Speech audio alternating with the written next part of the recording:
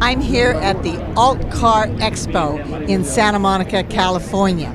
With me is Barry Engelman. He is a volunteer with the West Los Angeles chapter of the Citizens Climate Lobby. Welcome, it's a pleasure to have you with us. Thank you, it's great to be here. It's a great event. I see a lot of vehicles to test drive that are electric. You don't have a vehicle. You're just presenting solutions to our climate change problem? Right. Citizens Climate Lobby is an international bipartisan grassroots organization, and we're singularly focused on passing legislation on putting a fee on all fossil fuels that gets refunded as a dividend monthly to every American household. Would that fee include the power to power electric vehicles? Of course. It makes electric energy that comes from renewable sources much more price competitive. Do you think that that's going to pass Congress, that kind of legislation, to become law? Well, it's gaining support every week. We now have 70 co-sponsors. The bill was just introduced in January, and we already have 70 co-sponsors in the House. So realistically, I don't know if it's going to get passed in this Congress. But our hope is that after the 2020 election, the momentum that we're building now will carry forward into 2020-21 and get it passed then.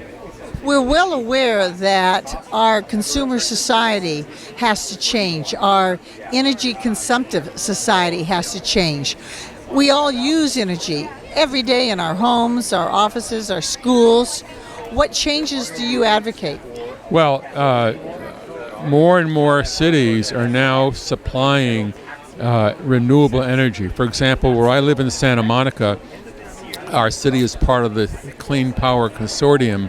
It's a group of 32 cities in Southern California that's already providing 100% renewable energy to every household and every business.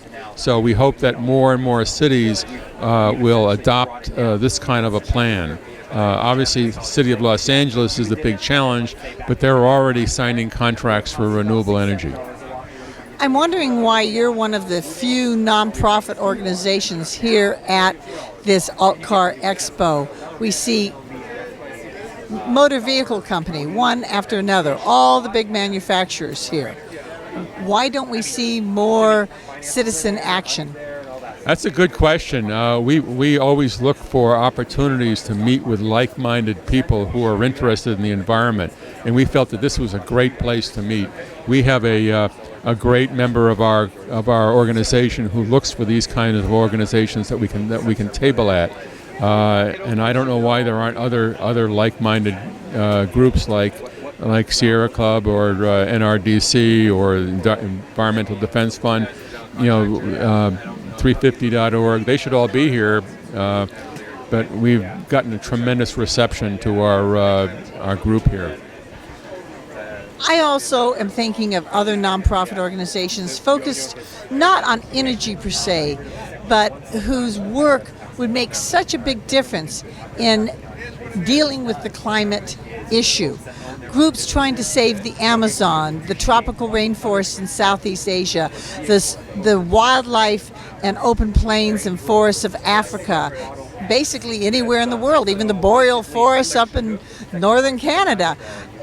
If we save ecosystems, if we save wildlife, isn't that also helping climate change? It certainly is, but I think economists and scientists will tell you that putting a fee on fossil fuels is the best first step in combating the worst impact of climate change. A couple of months ago, there was actually an ad in the Wall Street Journal placed by a group of 3,500 economists which supporting a fee on fossil fuels. And the group included 27 Nobel laureates who were part of the group of signers because they feel that this is the best first step. Because I also believe that the fossil fuel industry is one of the worst polluters in the natural environment. They are destroying indigenous people's lands and waters through leakage of oil pipelines. We know the oil disasters along the coast in California to the Gulf of Mexico.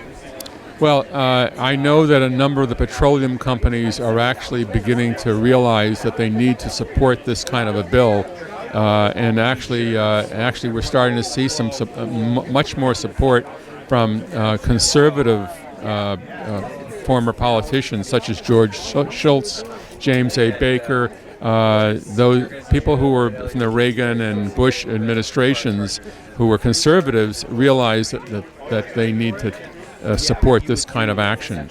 Saudi oil minister was quoted as saying, "The Stone Age didn't end for lack of stones, and the oil age isn't going to end because of a lack of oil.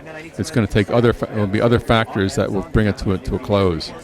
I would like to end the use of fossil gasoline-powered vehicles. I have test-driven some of these cars here that are electric-powered or hybrids, but yet I can't afford them. When is the price going to come down so the average citizen can obtain the appropriate alternative?